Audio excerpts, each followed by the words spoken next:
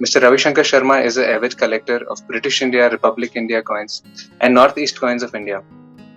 With over a decade of experience in the field of numismatics, he has been an inspiration amongst the collectors, both pre-independence and post-independence, in all over India as well as abroad.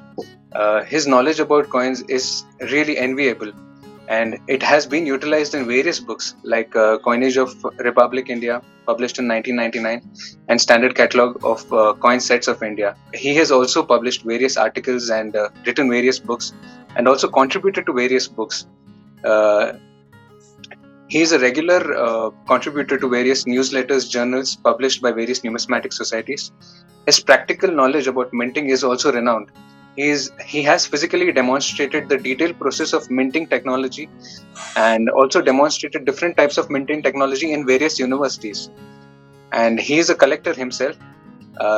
He has a vast range of collections spreading across various subjects in Indian coinage. His popular collections are British India, Independent Kingdoms of Northeast, covering Assam, Tripura, Kuch Bihar, Jaintipur, and including some rare coins of Manipur, and also coins of Bengal. He is presently holding the post of Honorable Secretary of Numismatic Society of Calcutta. We are really honored to have you, sir. Please welcome. Thank you, Hardik. And first of all, thanks to Sainath Redappa ji and Kirti Bhai, Dilip Rajgor sir. और ये जो एक मौका है, ये भी बहुत बढ़िया मौका है कि हम लोग इस तरह से मिल रहा है। जनरली इस तरह का प्रोग्राम फर्स्ट टाइम हो रहा है, बुक रिलीज वगैरह का, और ये अच्छा भी है कि घर में बैठ के हम लोग सब कोई इस तरह से नया चीज का हम लोग एक मजा भी ले रहे हैं।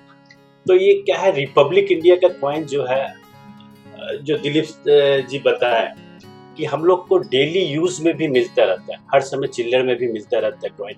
और नया जो कलेक्टर है जिसको स्टार्टिंग करना चाहिए, जैसे स्कूल स्टूडेंट्स हुआ या बहुत ज़्यादा खर्चा नहीं करना, तो सबसे बेस्ट तरीका है स्टार्ट करने का कॉइन है वो रिपब्लिक इंडिया। कैसे कि मेरे पास में जो भी रोजगारी मिलता है उससे हम क्या सीक्वेंस हुए, तो उसके लिए सबसे जरूरी क्या है कि एक सिस्टमेटिक कलेक्शन करना। हैपाजेट सब कुछ लिए रखें वो नहीं, तो उसके लिए जो ये बुक है, सबसे पहले बुक का जरूरत है। उसमें क्या सिस्टमेटिक बोले कौन सा ईयर में क्या निकला हुआ है। अब कुछ ऐसे कॉइन है जो उस ईयर में रिलीज ही नहीं हुआ है, निकला ही नहीं है, तो लोग अगर उसको खोजते रहे तो ये तो बेकार है खोजना ना। तो उसके लिए सबसे जरूरी है बुक पढ़ना, कौन सा मिंट से निकला है और कितना उसका इशू है, क्या है, सारा डिटेल से किताब में मिल जाएगा। तो किताब सबसे पहले जरूरी है कॉइन कलेक्शन स्टार्ट करने के लिए। तो किताब लेके पहले तो देखा जाए कि कौन सा डेट में क्या निकला है और कौन सा मिंट से निकला है, तभी उस तरह से स्टार्ट करें। तो रिपब्लिक इंडिया का अगर हम लोग स्टार्टिंग बोला जाए,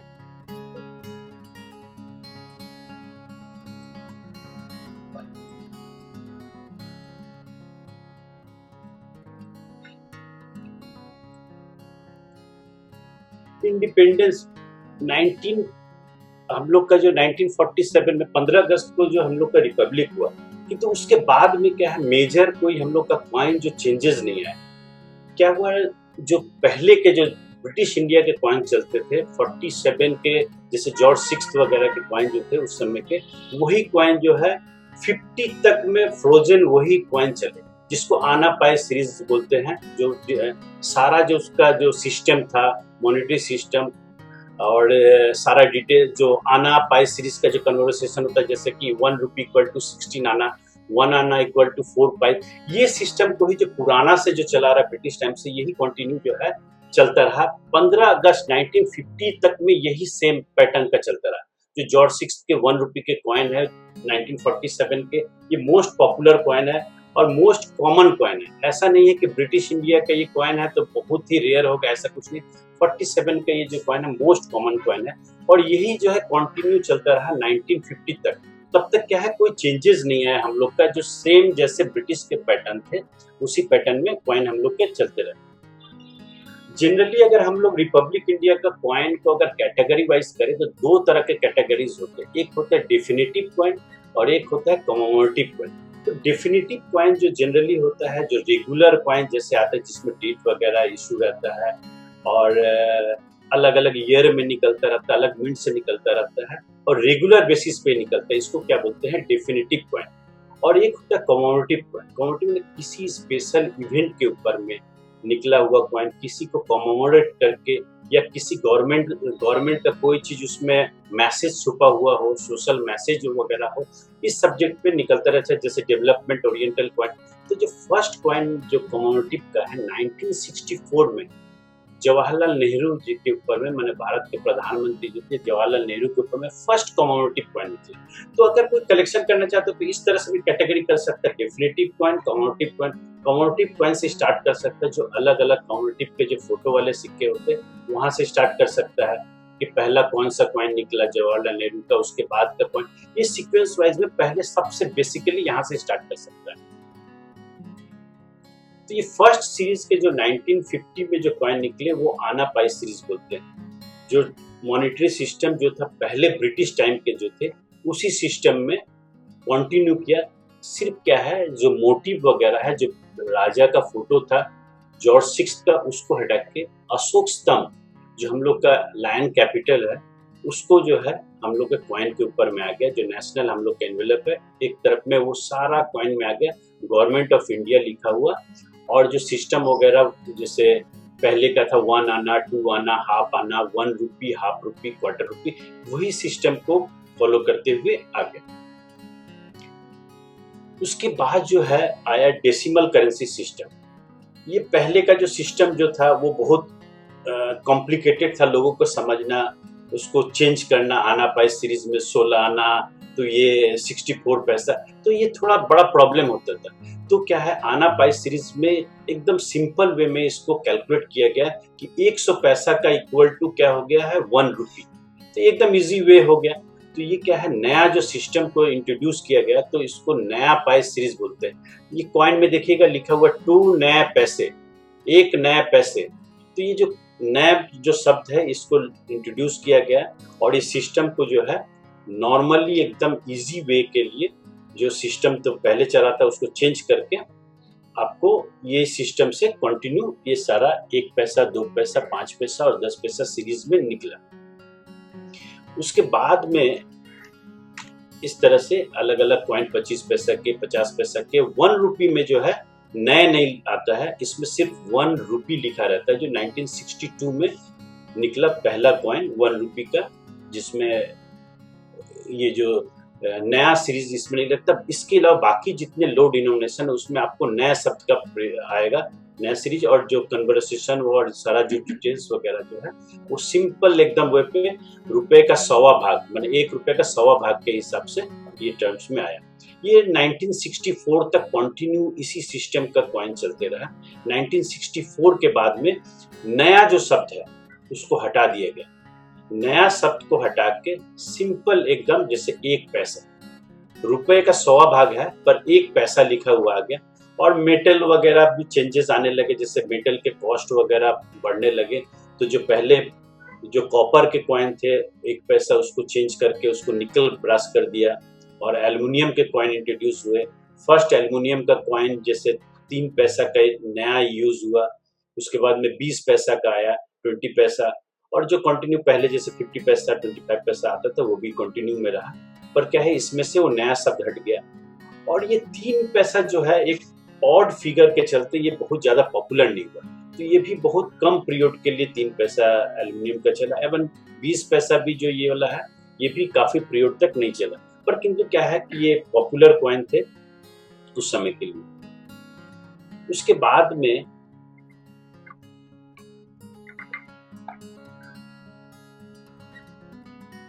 कंटिन्यू इसी सीरीज को अलग डेवलप होते रहा और ये लॉन्ग पीरियड तक यही सिस्टम में चलते रहा। इसके बाद में 2 रुपये वगैरह आया अलग अलग सीरीज के।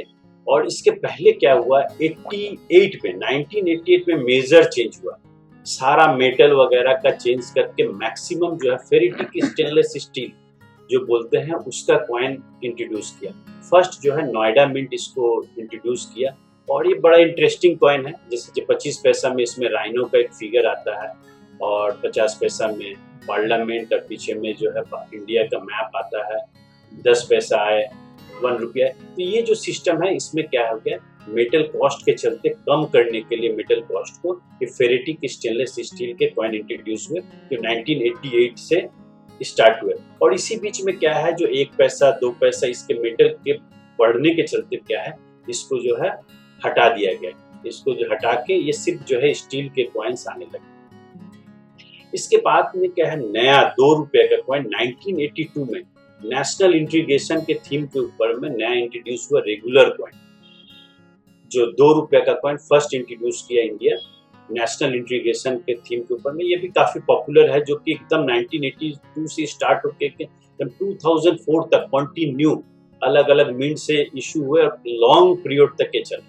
इसके बाद में नए 5 रुपीज के कॉइन, नोट के जो मिंटिंग होते थे, प्रिंट होते थे नोट के, उसके कॉस्टिंग जो है ज्यादा होने लगे, काफी ज्यादा। इसके कॉस्टिंग के चलते क्या है, इस चीज को कॉस्ट कम करने के लिए मेटल के कॉइन का इंट्रोड्यूस हुआ 5 रुपीज का कॉइन। ये भी बहुत अट्रैक्टिव कॉइन है, जो कि काफी लॉन्ग पीरियड तक ये भी चला।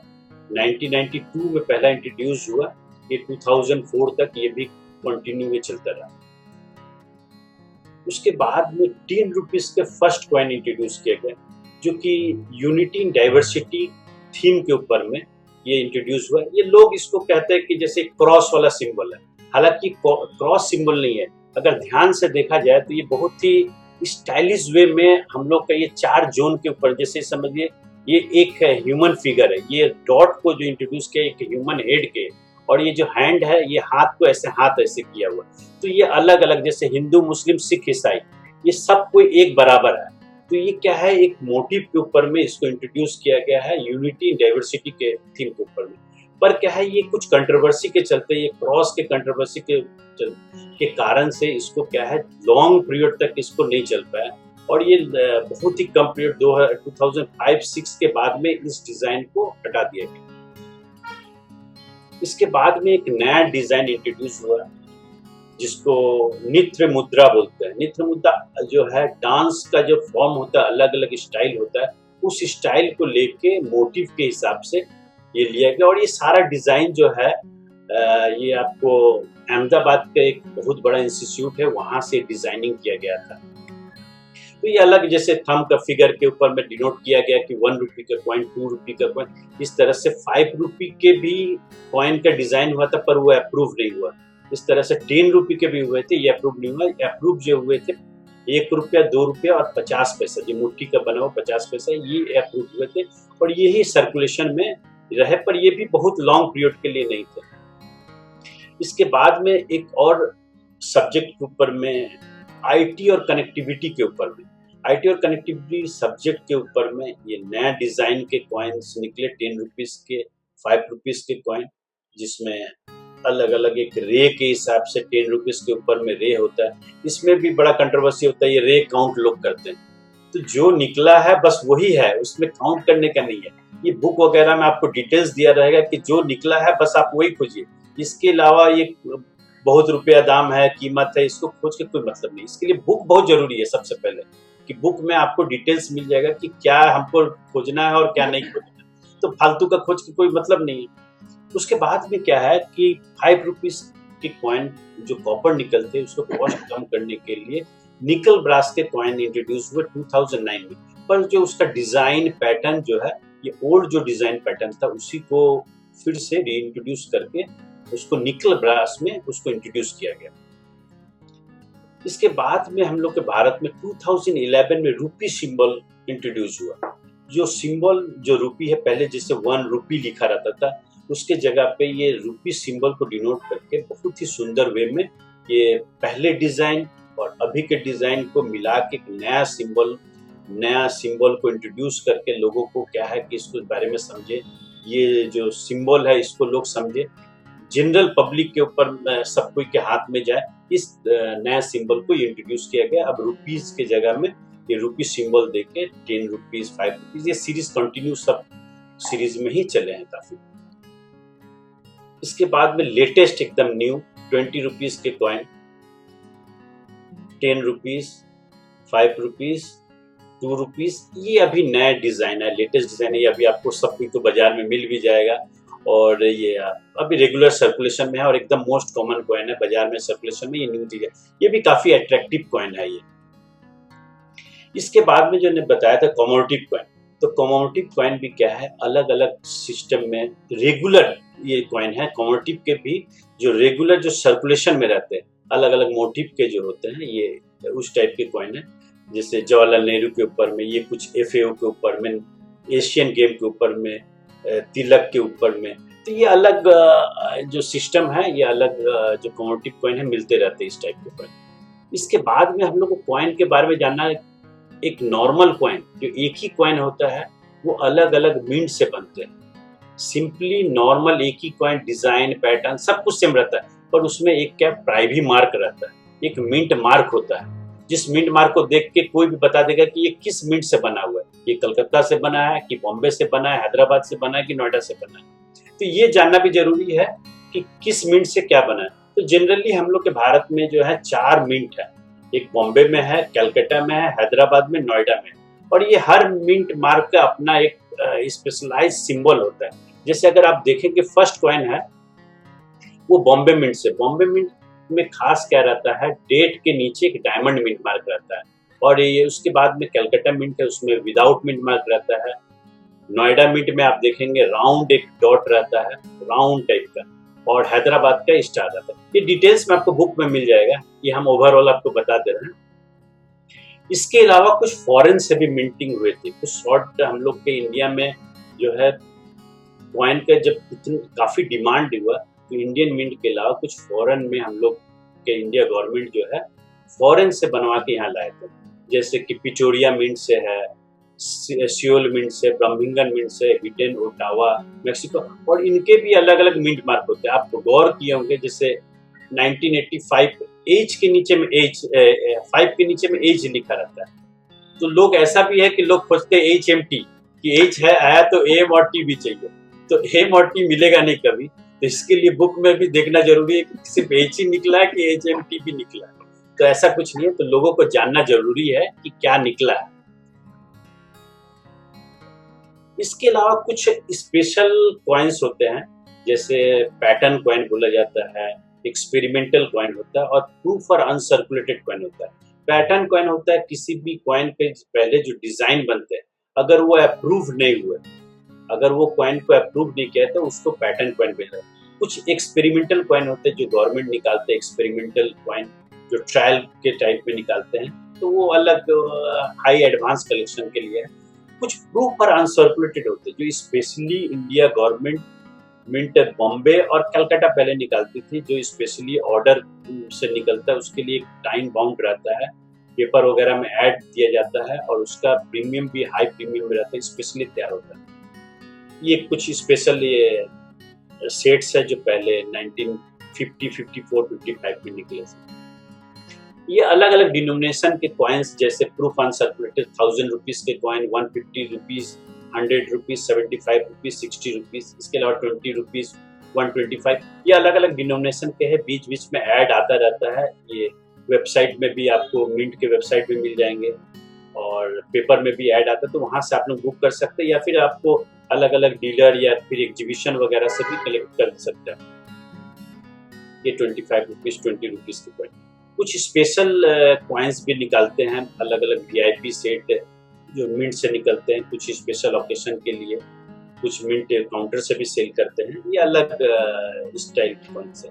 ये कुछ पैटर्न कॉइन है जो कि कॉइन मार्केट में नहीं है, ये सब पैटर्न कॉइन है जो कि ट्रायल के लिए बने थे पहले 1949 में, पर ये डिजाइन सब अप्रूव नहीं हुए। जो नॉर्मल अप्रूव कॉइन है जो जनरल सर्कुलेशन में आए, ये सब पैटर्न कॉइन। कुछ एक्सपेरिमेंटल कॉइन जिसको बोला जाता है, जैसे EXP लिखा हुआ एक्सपेरिमेंटल कॉइन, ट्रायल के लिए निकालते हैं गवर्नमेंट। और ये जनरली नॉर्मल कॉइन के लिए भी कभी कभी आता है, जो एक्सपेरिमेंटल अप्रूवल के लिए डिग्निटी वगैरह को जाता है, या फॉरेन में जो किस तरह के कॉइन होते हैं उनको भेजा जाता है, इस तरह के कॉइन।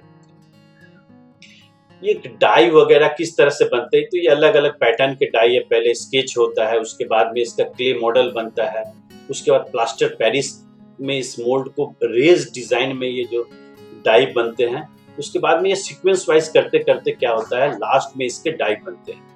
डाई जो है हाई क्वालिटी के डाई होते हैं, जिससे मैंने एकदम रेज डाई, इसी से हम लोग के कॉमोडिटिव कॉइन्स वगैरह बनते हैं। कुछ अगर मिलिंग अगर देखा जाए, कॉइन का मिलिंग, सिक्योरिटी एज जिसको बोला जाए, तो सिक्योरिटी एज कैसे होता है, ये बड़ा टिपिकल होता है सब्जेक्ट कि सिक्योरिटी एज कैसे होता है। तो सिक्योरिटी एज के लिए ब्लैंकिंग के बाद में कॉइन जो है राउंड ब्लैंकिंग के बाद में एक कॉलर होता है, कॉलर से रोल किया जाता है, तो इसमें क्या है सिक्योरिटी एज आता है। ये एडवांस के है, इस तरह से ब्लैंकिंग होते हैं, उसके बाद में इस तरह से कटिंग होते हैं, कटिंग के बाद में इस तरह से उसको पॉलिशिंग किया जाता है, एनिलिंग किया जाता है गर्म करके, उसके बाद में ड्राई करके उसको एकदम ड्राई बढ़िया से पॉलिश करने के बाद में इस तरह से कॉलर बनते हैं, कॉलर रोल करके इस तरह से उसमें सिक्योरिटी एज बना जाते हैं। सिक्योरिटी एज के बाद में इस तरह से अपर और लोअर डाई होता है, उस बीच में कॉइन जाता है, और उसके बाद में स्ट्राइकिंग जो होता है, उसके बाद में दोनों साइड के कॉइन एक साथ में मिंटिंग होते हैं।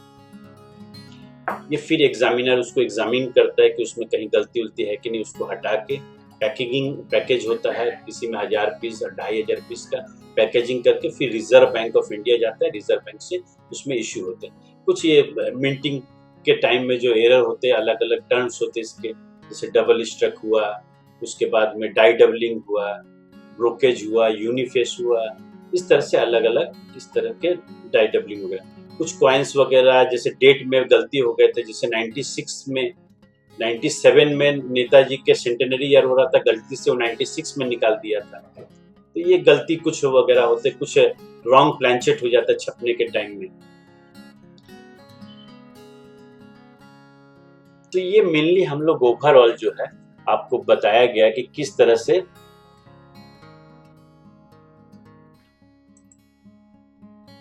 से हम लोग रिपब्लिक इंडिया के कॉइन्स को हम लोग सिस्टमेटिक कलेक्शन कर सकते हैं, और किस तरह से आप सीक्वेंस वाइज करके बढ़िया और अच्छा कलेक्टर बन सकते हैं। तो उसके लिए बुक वगैरह में भी देख लीजिएगा, सारे डिटेल्स मिल जाएंगे। Thank you to everyone.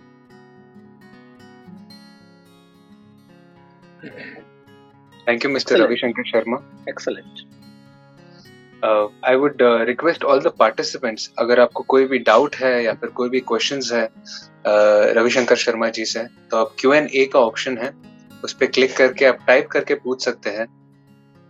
ज्यादातर लोगों का कि किताब कहाँ मिलेगा, किताब के लिए डिटेल्स बता देंगे हार्दिक भाई।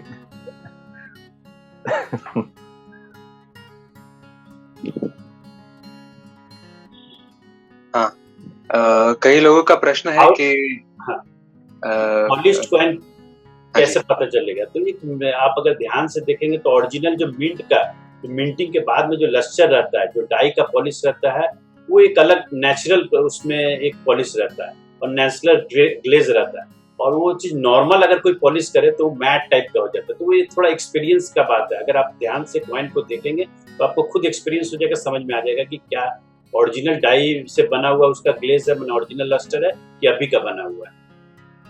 Best way to store the coins, सबसे बेस्ट आपका लिए है होल्डर में रखना। जो कॉइन होल्डर आते हैं, हार्दिक के पास मिल जाएंगे कॉइन होल्डर, तो फैल्कन के बहुत ही बढ़िया मनी ट्री का होल्डर है। उसमें कॉइन को आप लोग एक कॉइन को रख के पंच करके उसको सिस्टमेटिक एल्बम में रख सकते हैं। ये सबसे बेस्ट वे है एल्बम में रखने का कॉइन, या तो फिर अलग अलग सेलोपिन पेपर में भी रख सकते हैं, कॉस्ट के ऊपर में है, आप अपने हिसाब से सिस्टमेटिक उसको रख सकते हैं। पर क्या है, वो डिटेल्स वाइज और सीक्वेंस वाइज में सिस्टमेटिक करके रख सकते हैं। हाँ, कोई भी इसको डायरेक्टली मिंट में बुकिंग कर सकता है, इसके लिए कुछ वो नहीं है। मिंट के वेबसाइट में जाके प्रूफ और अनसर्कुलेटेड का डायरेक्ट बुकिंग कर सकते हैं। उसके लिए ये कोई जरूरी नहीं है कि कोई परमिशन लेना पड़े, ऐसा कुछ नहीं। कोई भी डायरेक्टली मिंट से बुकिंग कर सकते हैं। यहाँ तक कि काउंटर भी है मिंट के, वहां से भी लोग कर सकते हैं। ये पॉलिश और यूएनसी कॉइन में वो आपको देखते देखते ही समझ में आ जाएगा, उसके लिए कोई ये नहीं, आपको खुद एक्सपीरियंस से आपको समझ में आएगा वो, कि आप अगर ध्यान से देखेंगे कोई भी मिंट का जो यूएनसी कॉइन है और नॉर्मल पॉलिश कॉइन, जब आप ध्यान से देखेंगे तो आपको खुद समझ में आएगा। वो थोड़ा सा आपको एक्सपीरियंस करना पड़ेगा। How to identify fake coins, ये भी एक्सपीरियंस का बात है। आप अगर ज्यादा दिन तक में ज्यादा कॉइन वगैरह हैंडलिंग करेंगे तो आपको उससे समझ में आ जाएगा फेक क्या है और ओरिजिनल क्या है। उसके लिए बुक पे जरूरी है कि क्या डेट में निकला है, कैसा कॉइन होता है, ये ज्यादा जरूरी है। ये नहीं कि हम बिना पढ़े हुए अगर खुद कलेक्शन करेंगे तो ये गलत बात है। इसके लिए बुक पढ़ना जरूरी है। सबसे पहले बुक जरूरी होता है पढ़ना, कि क्या निकला क्या नहीं निकला, तभी हमको समझ में आ जाएगा कि फेक क्या है और ओरिजिनल क्या है।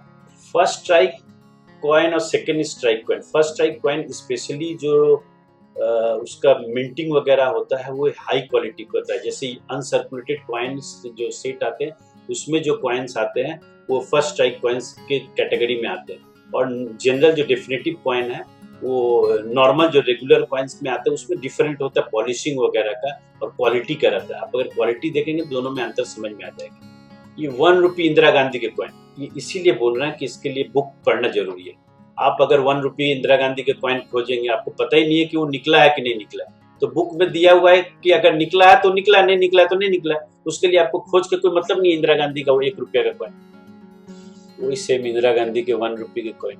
ये डिफरेंट बिटवीन अनसर्कुलेटेड, बिलियंट अनसर्कुलेटेड और यूएनसी कॉइन, ये भी एक वही है। अगर आप ध्यान से देख के उसको स्टडी करना पड़ेगा। बिलियंट यूएनसी मतलब उसमें कोई स्क्रैचेस नहीं रहे, कहीं पर कोई डेंट वगैरह नहीं रहे, तो इसको बोलते हैं बिलियंट यूएनसी कंडीशन। अनसर्कुलेटेड जो ओवरऑल एकदम यूएनसी एक हल्का फुल्का स्क्रैचेस वगैरह है तो उसको आप अनसर्कुलेटेड कैटेगरी में डाल सकते हैं। ये भी ये वही एक्सपीरियंस का ही बात है। किसका क्या प्राइस है, फिशरी का 50 पैसा का क्या प्राइस है, ये सारा प्राइस वगैरह बुक में दिया हुआ है। इंडिविजुअल एक एक हमको बताने से बढ़िया है कि जब आप बुक लीजिएगा उसमें आपको इंडिविजुअल मालूम चल जाएगा कि कौन सा का क्या प्राइस है। उसमें भी कंडीशन वगैरह कैटेगरी किया हुआ है कि एक्स्ट्रा फाइन का क्या रेट है, यूएनसी का क्या रेट है, वो सारा आपको डिटेल्स मिल जाएगा। उसके लिए बुक लेना जरूरी है। थैंक यू रवि भैया। I would like to say one more thing. Ravi Shankar sir has always been really open सभी को मिलने के लिए, सभी के डाउट्स क्लियर करने के लिए, और उनकी बात एकदम सरल रहती है जो सीधा दिल पे पहुंचती है। ये इनकी रियली एक अच्छी खूबी है। थैंक यू रवि सर इतना बढ़िया प्रेजेंटेशन देने के लिए। अगले एपिसोड में फिर ऐसे ही किसी मजेदार सिक्के की कहानी लेकर फिर प्रस्तुत होंगे। धन्यवाद। अगर आपके पास यह सिक्का हो तो नीचे कमेंट में लिखकर हमें बताएं। सिक्के जमा करिए, आनंद के साथ पैसे भी कमाइए। धन्यवाद। क्या आप चाहते हैं कि आपका नाम और आपकी कमेंट हमारे वीडियो में आए? आपको सिर्फ इतना करना है, कॉइनस्टार चैनल को सब्सक्राइब करिए, वीडियो को लाइक करिए और नीचे कमेंट सेक्शन में आपके विचार लिखिए। हम कोशिश करेंगे कि आपकी कमेंट्स हमारे आने वाले एपिसोड्स में आए। हम आपकी सारी कमेंट्स पढ़ते हैं।